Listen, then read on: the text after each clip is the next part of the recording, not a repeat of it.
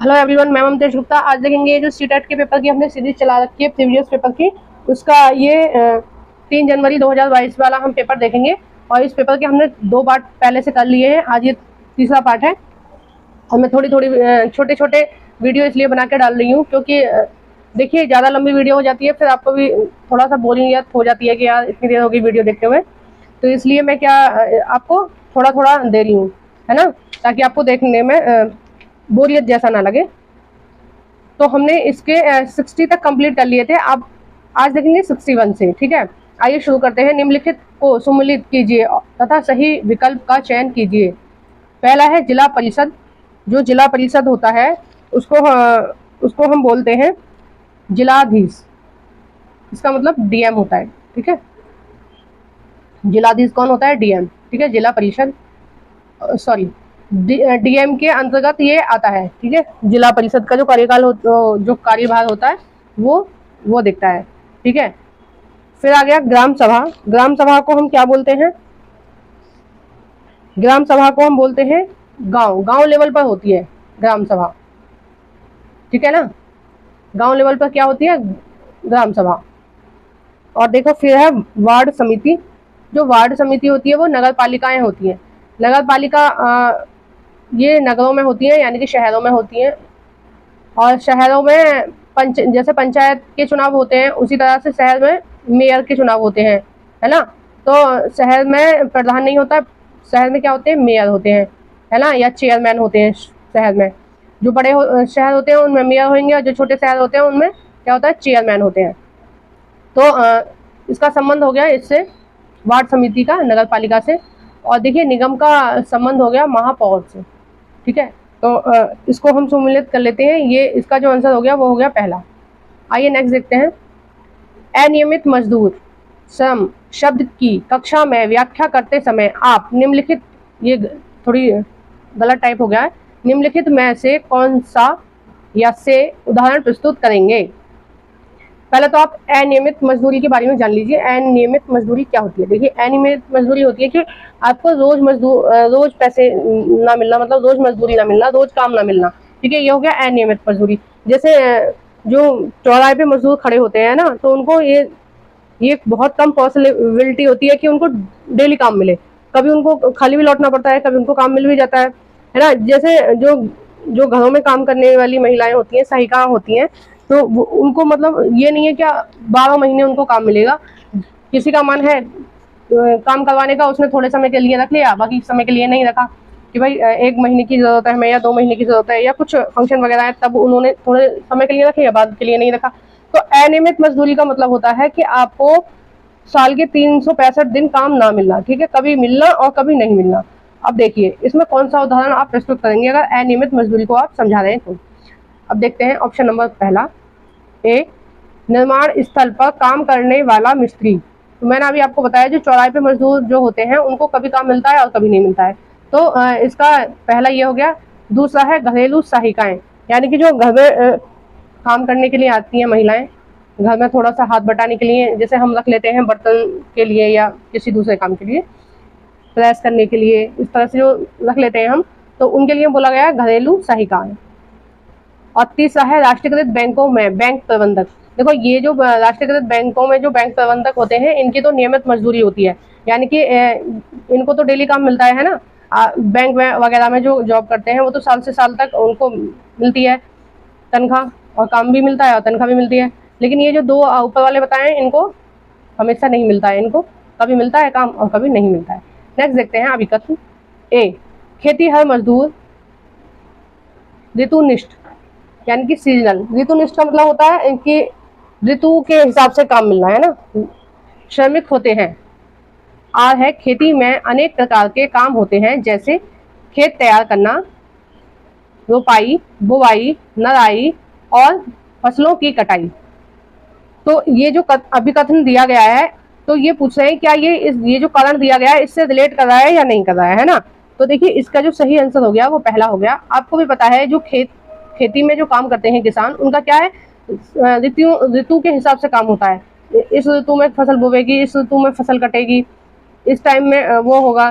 तो क्या होता है, ऋतु वाइज काम होता है। जैसे बैसाख में सभी फसलें कटती हैं, तो कुछ मजदूर क्या करते हैं, वो पार्ट टाइम के लिए शहरों में भी काम कर लेते हैं। जैसे कुछ टाइम के लिए उन्होंने शहरों में काम कर लिया, अब जैसे बैसाख आया तो जब खेत करते हैं या खेतों का कोई काम होता है तो वो शहर के काम को छोड़ के अपने गाँव की खेती के काम में कर लेते हैं।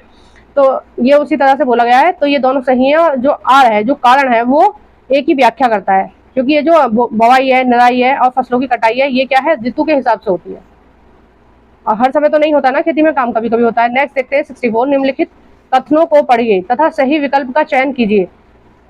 ए, विकलांगता अधिनियम 1995 कहता है कि विशेष आवश्यकताओं वाले व्यक्तियों को भी समान अधिकार प्राप्त हैं और सरकार को समाज में उनकी पूरी भागीदारी संभव बनानी चाहिए। बी है, इस अनुच्छेद के अंतर्गत सरकार को विशेष विद्यालय में पृथकीकृत या अलग करना होगा। देखिए, मैं पहले इन दोनों का आपको मतलब बता देती हूँ। ये पहले वाले का मतलब होता है कि कोई भी बच्चा किसी भी तरह से वो विकलांग है, तो ये जो अधिनियम है वो ये कहता है कि सभी बच्चों को समावेशी शिक्षा देनी चाहिए, यानी कि हर तरह की व्यक्तिगत विभिन्नता वाले बच्चों को एक ही क्लास में बैठा के हमें शिक्षा देनी चाहिए और सबको हमें समान नजरिए से देखना चाहिए, ठीक है। और दूसरा जो ऑप्शन है, जो बी वाला ऑप्शन है, वो ये कहता है कि जो भी व्यक्तिगत विभिन्नता वाले बच्चे हैं या कुछ हैंडीकैप्ड बच्चे हैं, कुछ नॉर्मल बच्चे हैं, कुछ प्रतिभाशाली बच्चे हैं, तो वो ये जो बी वाला ऑप्शन है वो ये कहना चाह रहा है कि सबके लिए अलग अलग स्कूल होनी चाहिए। तो ये वाली जो बी वाला ऑप्शन है वो गलत है, ए वाला सही है, क्योंकि जो समावेशी शिक्षा इसी पर आधारित है, 1995 अधिनियम पर आधारित है कि ये क्या चाहते हैं कि किसी भी तरह से पिछड़े हुए बच्चे हैं या सामान्य बच्चे हैं या फिर वो प्रतिभाशाली बच्चे हैं या किसी तरह से हैंडीकैप्ड बच्चे हैं, किसी भी वर्ग के हैं, किसी भी समुदाय के हैं, हमें क्या करना है, सबको एक ही कक्षा में समान समझना है और सबको एक ही प्रकार की हमें शिक्षा देना है, ठीक है ना, सबको एक तरह से ही देखना है हमें। नेक्स्ट देखते हैं 65, हिंदू अधिनियम धारा 2005 ने संभव किया। अब देखिए, जो 2005 में अधिनियम बना था हिंदू अधिनियम धारा के अंतर्गत, उसके लिए क्या कहा गया है। ए, माता पिता की संपत्ति में बेटियों को बराबर हिस्सा मिलना, तो ये बात बिल्कुल सही है। दूसरा है, पुरुषों को उनकी बहन के दहेज और संपत्ति में अधिकार। देखो, ये दहेज वाला शब्द कभी भी आ जाए, ये ऑप्शन हमेशा गलत ही होता है, ठीक है ना, इसका सेंस भी गलत है। और मैं आपको बता रही हूँ, जैसे पेपर में कम टाइम होता है आपके पास, जो चीजें समाज के लिए गलत हैं आप पहले ही उनको देख लीजिए कि ये ऑप्शन गलत रहेगा, ठीक है। दहेज जो है ये एक कुप्रथा है और हमारी समाज के लिए बहुत ही गलत चीज है, दहेज जैसी चीजें नहीं होनी चाहिए। तो देखिए, इसका जो सही आंसर है 65 का वो है तीसरा, ए सही है और बी गलत है। देखिए, ये बेटियों को माता पिता की जो संपत्ति होती है उसमें समान अधिकार है, लेकिन जो गांव की जमीन होती है उनमें बेटियों को समान अधिकार नहीं है, ठीक है। कुछ परिस्थितियां हैं उनके अनुसार बेटियों को भी जमीन में हिस्सा दिया जाता है, लेकिन हर कंडीशन में बेटियों को बराबर जो गांव की जमीन है, जो खेत है, केवल मैं खेत की बात कर रही हूँ, जो खेत है उनमें उनको समान अवसर नहीं दिए गए हैं, समान अधिकार नहीं दिए गए। बाकी शहर की प्रॉपर्टी में या गाँव की कोई दूसरी प्रॉपर्टी है उसमें समान अधिकार है, केवल खेत में समान अधिकार नहीं है। कुछ कंडीशन है जिनमें उनको अधिकार दिए जाते हैं, कुछ कंडीशन में नहीं दिए जाते हैं। 66, निम्नलिखित में से कौन सा विषय राज्य सूची के अंतर्गत आएगा। देखिए, मैं आपको पहले बता देती हूँ कि केंद्र और राज्य ने अपने अपने कामों का बंटवारा कर रखा है। तो कुछ जो काम है वो केवल राज्य सरकार देखती है, कुछ काम जो है वो केवल केंद्र सरकार देखती है, और कुछ कामों को राज्य और केंद्र दोनों देखते हैं। तो ये 3 प्रकार की सूचियां हैं, राज्य सूची, केंद्र सूची और संपत्ति सूची, ठीक है, 3 प्रकार की सूचियां हैं। तो इसमें राज्य सूची के बारे में पूछा गया है कि जिस काम का संचालन केवल राज्य ही करता है, ठीक है, तो वो जिन चीजों का संचालन केवल राज्य करता है वो राज्य सूची के अंतर्गत आते हैं। अब देखिए, राज्य सूची के अंतर्गत क्या चीज आएगी। पहला है, ए है, श्रीलंका के साथ व्यापार संबंधों को बनाए रखने का निर्णय। देखो, ये नहीं हो सकता, श्रीलंका क्या है, ये विदेश है के मामले हो गए, और कोई भी हम फॉरेन कंट्री की बात करें तो जो निर्णय लेने का अधिकार है वो केंद्र सरकार को है, हमें नहीं है, मतलब राज्य सरकार को नहीं है, ठीक है। बी है, नए 100 रुपए का नोट जारी करना। देखो, ये भी केंद्र सरकार का कार्य है, राज्य सरकार का नहीं है।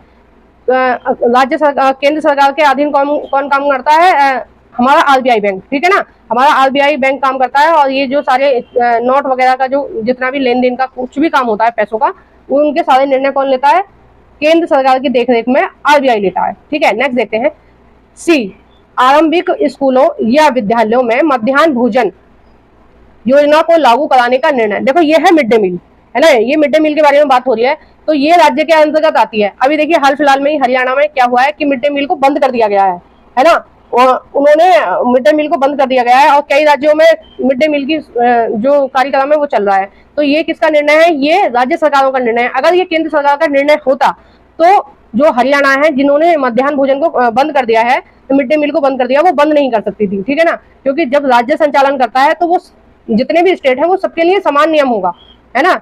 जो कोई भी काम राज्य करेगा तो सभी स्टेटों के लिए, सभी राज्यों के लिए समान नियम होंगे, लेकिन ये राज्य सरकार, ये राज्य सूची के अंतर्गत आता है, इसलिए उन्होंने अपने हिसाब से बंद कर लिया है। डी है किसानों को बिजली विद्युत उपलब्ध कराने का निर्णय। देखिए जो खेती से संबंधित जितने भी कार्य आते हैं वो राज्य सूची के अंतर्गत आते हैं, ठीक है। वो कौन देखता है? राज्य की सरकार देखती है। तो इसका जो सही आंसर हो गया वो सी और डी सही है, यानी कि थर्ड सही है। नेक्स्ट देखते हैं 67।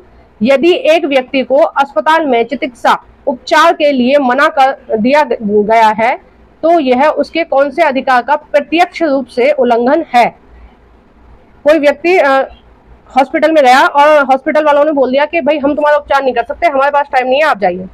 तो ये जो चीज है ये कौन से अधिकार का उल्लंघन है? देखो ये है, ये जो फोर्थ ऑप्शन आपको दे रखा है, जीवन का अधिकार।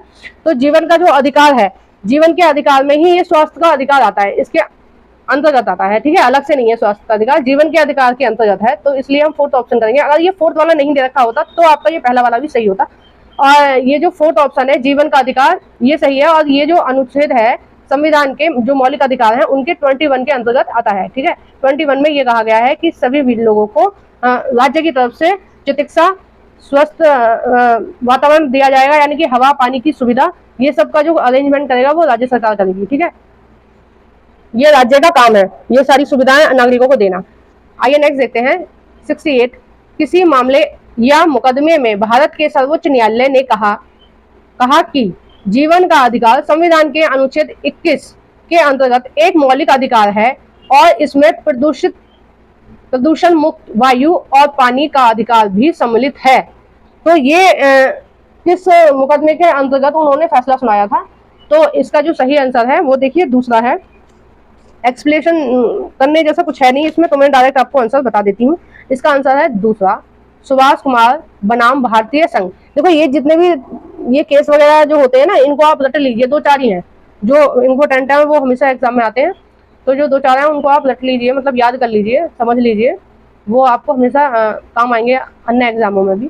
69। कक्षा में सामाजिक न्याय के प्रोत्साहन के शिक्षण में शिक्षक को निम्नलिखित का उदाहरण देना चाहिए।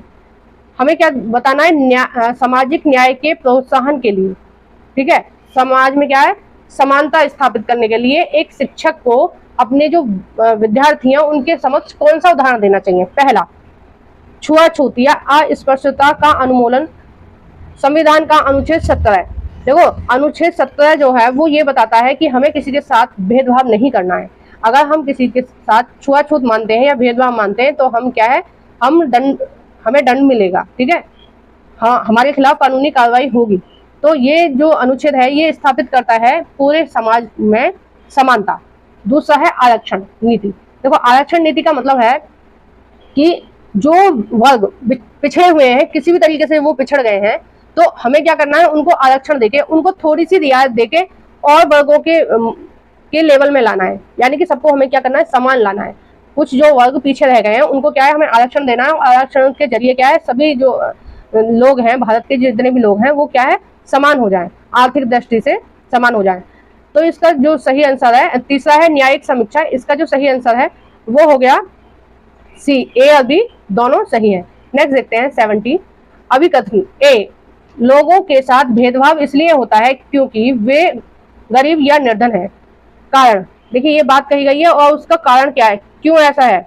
आर, गरीब या निर्धनता एवं संसाधनों का अभाव भारत में असमानता का मुख्य कारण है, ठीक है। तो ये जो दोनों ऑप्शन है ये दोनों ही सही है कि जो निर्धनता है वो हमें क्या है, वो भेदभाव का कारण है, ठीक है। जो इसका सही आंसर है वो पहला है।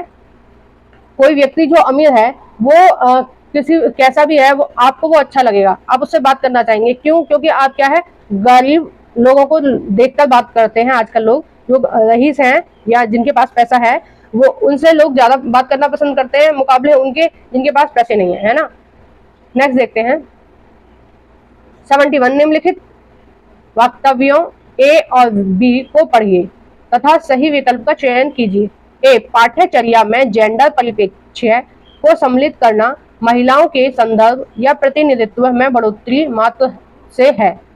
बी है, पाठ्यचर्या में जेंडर परिप्रेक्ष्य को सम्मिलित करने के लिए मुद्दों की चर्चा में स्त्री परिप्रेक्ष्य को ध्यान में रखने की आवश्यकता है। तो जो इसका सही आंसर है वो हो गया बी। तो जो बी वाला है वो बिल्कुल सही है और ए वाला गलत है। ठीक है,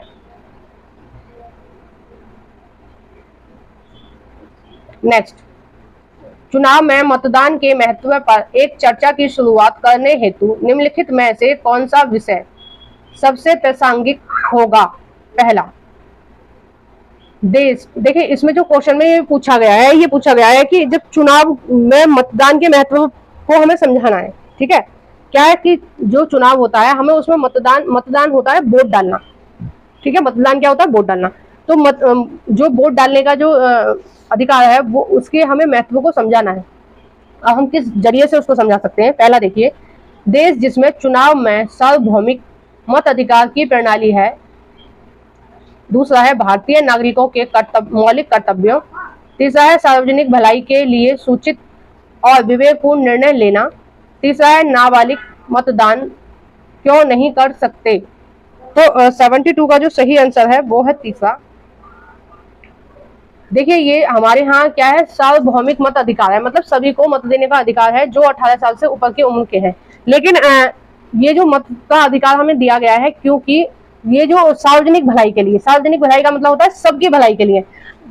जितने ज्यादा आप वोट डालेंगे, ठीक है, उतना क्या होगा, जो जनता के निर्णय है, जनता किस नेता को चाहती है, जनता की क्या विचारधारा है, वो तभी निकल के आएगी। अब मान लीजिए 100 लोग हैं जिसमें से 50 लोग किसी और विचारधारा के हैं, मतलब वो कुछ और विचारधारा रखते हैं और 50 लोग कुछ और विचारधारा रखते हैं। अब मान लीजिए जो पहले 50 हैं उसमें से पूरे 50 लोगों ने वोट डाल दी, ठीक है, और जो दूसरे 50 लोग हैं उनमें से केवल 30 लोगों ने वोट डाली।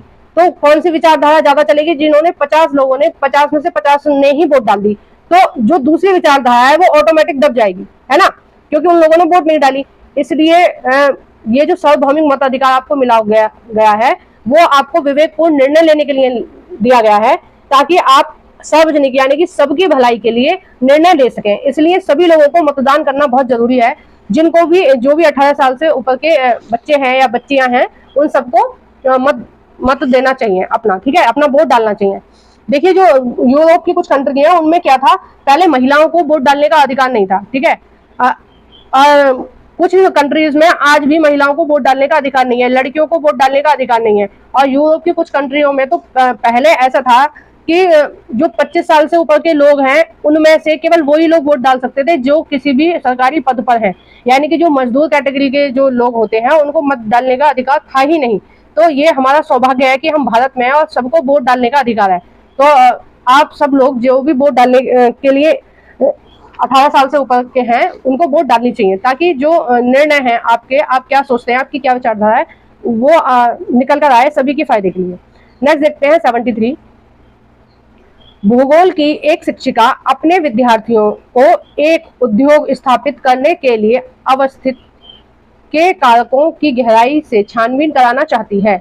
यानी कि वो क्या है, कोई एक उद्योग है उसके बारे में पूरी जानकारी देना चाहती है, ठीक है, कि ये उद्योग कैसे होता है। जैसे आप कपड़ा उद्योग ले लीजिए, एनसीईआरटी में कपड़े उद्योग का बहुत ज्यादा बोला गया है, बहुत ज्यादा चीजें दिखाई गई हैं, समझाया गया है। और वो हमारे भारत जो उद्योग इंडस्ट्री एरिया जो है उसमें क्या है, कपड़ा उद्योग हमारे भारत में सबसे ज्यादा है, ठीक है, सूती उद्योग बहुत ज्यादा है। तो उसके बारे में करने के लिए बच्चों को उसे कौन सी विधि अपनानी चाहिए, है, कौन सी विधि या विधियां अपनाई जा सकती हैं। देखिए पहला है निरूपण, दूसरा है परियोजना। देखो पहले सबसे पहले क्या करेगी, वो परियोजना बनाएगी शिक्षिका, ठीक है, या परियोजना का मतलब होता है प्लानिंग, उनको मोटी मोटा बता देगी कि ऐसे फैक्ट्री होती है, ये होता है, वो होता है। फिर दूसरे में क्या करेगी कि वो जो जिस उद्योग के बारे में बच्चों को जानकारी दे रही है उस उद्योग का वो भ्रमण करा के लाएगी, घुमा के लाएगी वहां पर कि देखिए ये जो प्रोडक्ट है वो ऐसे बनता है। और डी है कुछ अध्ययन व्रतों पर चर्चा करना या केस स्टडी का मतलब ये होता है कि जिस चीज के बारे में आपको जानकारी चाहिए, ठीक है, किसी भी उद्योग के बारे में, जैसे यहाँ उद्योग की बात हो रही है तो हम उद्योग की ही बात करेंगे। तो हमें जिस चीज के बारे में जानकारी चाहिए उसके लिए हम क्या करेंगे, वहां पर लेके जाएंगी, केस स्टडी करेंगे, यानी कि हर चीज को जो टीचर है उनके साथ बच्चों के साथ डिस्कस करेगी कि देखिए ये माल कच्चा माल ऐसे होता है, फिर इसको ऐसे प्रोसेस करते हैं, ऐसे बनता है और ऐसे पैक होता है, मतलब सारी चीजें उनके साथ डिस्कस करेगी। तो इसका जो सही आंसर है वो हो गया दूसरा, बी, सी और डी। नेक्स्ट देखते हैं 74। वर्ष 1974 से 1977 के बीच भारत में आपातकाल काल की अवधि के दौरान, देखिए ये जो 74 से 77 जो आपातकाल लगा था वो इंदिरा गांधी जी की सरकार थी, कांग्रेस की सरकार थी, और प्रधानमंत्री जी जो थी वो इंदिरा गांधी थी, ठीक है। भारत सरकार ने पत्रकारों के यानी कि प्रेस को के लिए कुछ नियम निर्धारित किए, कुछ नियम बनाए और उन्हें दिए गए दिशा निर्देशों का पालन करने के लिए कहा गया। सभी समाचार पत्रों को कोई भी लेख प्रकाशित करने से पहले सरकार से अनुमति लेने के लिए कहा गया। तो उन्होंने, जो इंदिरा गांधी की जो सरकार थी, जो आपातकालीन कंडीशन चल रही थी, उसमें उन्होंने बोल दिया कि जितने भी पत्रकार हैं और जो भी आप प्रेस में छापेंगे, ठीक है, जो भी अखबारों में खबर आएगी या टीवी पर समाचार दिखाए जाएंगे, उसमें क्या है, पहले आपको सरकार की अनुमति लेनी पड़ेगी, है ना, उसके बाद में ही आप छाप सकते हैं। तो ये इसे समझने के लिए यह उदाहरण निम्नलिखित में से किन सिद्धांतों को समझने के लिए उपयुक्त है? पहला, सामाजिक विज्ञापन, दूसरा है अभिवेचन यानी कि सेंसरशिप, तीसरा है भेदभाव, चौथा है लोकतंत्र के नुकसान। देखिए जो आपातकाल होता है वो लोकतंत्र का नुकसान होता है, लेकिन इसका जो सही आंसर है वो ये नहीं है। वो उन्होंने बस प्रेस के बारे में पूछा है तो हम प्रेस के बारे में बताएंगे। तो ये क्या है, ये है सेंसरशिप या अभिवेचन। तो सेंसरशिप का क्या मतलब होता है कि बलपूर्वक ये कहा जाता है कि आप अगर इस तरह का कुछ भी करोगे तो आपको जो भी सेंसरशिप लगाता है, या प्राइवेट कंपनियों में लगाए या कोई सार्वजनिक कंपनियों में लगाए या सरकार लगाए या कोई किसी का स्थानीय नेता लगाए, तो ये सेंसरशिप क्या होती है कि बलपूर्वक मना होता है कि ये काम करने से पहले आप हमारी अनुमति लेंगे, ठीक है, इसको बोलते हैं सेंसरशिप। जैसे कि हमारे भारत में क्या है कि मीडिया कुछ भी न्यूज़पेपर में छापने से पहले या टीवी पर दिखाने से पहले सरकार से अनुमति नहीं लेती है। उसको जो ठीक लगता है, जो जनता की आवाज होती है, वही वो टीवियों में दिखाती है, ठीक है। कई बार जो सरकार है उसके खिलाफ जाकर भी जो रिपोर्टर है वो रिपोर्ट दिखाते हैं, जो भी सही लगता है जनता के हिसाब से, जो सही चीज होती है उसको लेके आने का काम होता है प्रेस का। तो वही काम करते हैं हमारे भारत में। हमारे भारत में क्या है, परमिशन लेने की जरूरत नहीं होती है। लेकिन जो आपातकाल में जो नियम बनाए गए थे उनमें एक नियम ये भी था कि सरकार से अनुमति लेनी पड़ेगी कुछ भी चीज छापने के पहले। नेक्स्ट देखते हैं 75, और ये इस वीडियो का लास्ट क्वेश्चन है, फिर वीडियो ज्यादा लंबी हो जाएगी। तो ये लास्ट क्वेश्चन है, भीमराव अंबेडकर के बचपन के अनुभवों पर रोल प्ले निम्न में से किसे समझने में सामाजिक विज्ञान के विद्यार्थियों के लिए सहायक हो सकता है? ए है उन तरीकों व साधनों को जिनके द्वारा भारतीय संविधान लिखा गया है। बी है समाज के हाशियाई समूहों के साथ सहानुभूति या समानुभूति। ये जो हाशिया शब्द प्रयोग किया गया है वो उन पिछड़े वर्गों के लिए किया गया है जो समाज में किसी भी प्रकार से पिछड़े हैं, जो मोस्टली पिछड़े हैं, वो क्या है, आर्थिक दृष्टि से पिछड़े हैं। तो उनके प्रति क्या है, समानुभूति। समानुभूति का मतलब होता है सबके लिए समान, सबके लिए क्या होना चाहिए, सब क्या होने चाहिए, समान होने चाहिए, ठीक है। अब सी है औपनिवेशिक समय में अस्पृश्यता का चलन कैसा था? तो जो भीमराव अंबेडकर जी के बचपन के अनुभवों को हम देखेंगे तो उनमें हम देखेंगे कि समाज के कुछ वर्गों के प्रति कैसे भेदभाव होता था, उस चीज को हम देखेंगे। और सेकंड हम देखेंगे कि जो अंबेडकर जी थे उन्होंने औपनिवेशिक समय में अस्पृश्यता का जो चलन था वो कैसा था, ठीक है। जैसे भीमराव अंबेडकर जी के नाम से एक मूवी भी आई थी, उसमें पूरा दिखाया गया था कि किस तरह से जब औपनिवेशिक यानी कि जब अंग्रेज हमारे यहाँ रह रहे थे, ठीक है, हमारे ऊपर जब शासन कर रहे थे अंग्रेज, उस काल को हम बोलते हैं औपनिवेशिक। तो उसमें किस तरह से व्यवहार होता था कुछ हाशियाई लोगों के प्रति, यानी कि कुछ पिछड़े लोगों के प्रति, तो उसके बारे में कहा गया है। तो उसके लिए ये दोनों ऑप्शन सही है, बी और सी। देखो जो संविधान के लिखने का तरीका है या संविधान से रिलेटेड कोई भी चीज है वो क्या है, अंबेडकर जी के नेतृत्व में हुआ था ये संविधान का निर्माण। लेकिन इन्होंने केवल पूछा है बचपन के बारे में, इसके बारे में पूछा है केवल बचपन के बारे में। तो संविधान जैसी चीज अंबेडकर जी के बचपन में नहीं थी, ठीक है ना, वो तो बहुत बाद की बात है संविधान की। तो बचपन के परिप्रेक्ष्य में पूछा है तो केवल बी और सी होगा इसका आंसर। और तो इसी तरह के और आपको सीटेट के पेपर सीरीज देखने के लिए सब्सक्राइब करें मेरा चैनल एनसीईआरटी ममतेज गुप्ता। और आप कमेंट बॉक्स में बताएं कि आपको मेरी वीडियोस कैसी लगती हैं, आपको मेरा कंटेंट कैसा लगता है। और प्लीज़ वीडियो को लाइक भी करें और शेयर भी करें। जो आपके फ्रेंड्स हैं जो सीटेट की तैयारी कर रहे हैं उनको आप मेरी वीडियो को शेयर कर सकते हैं। Thank you for watching.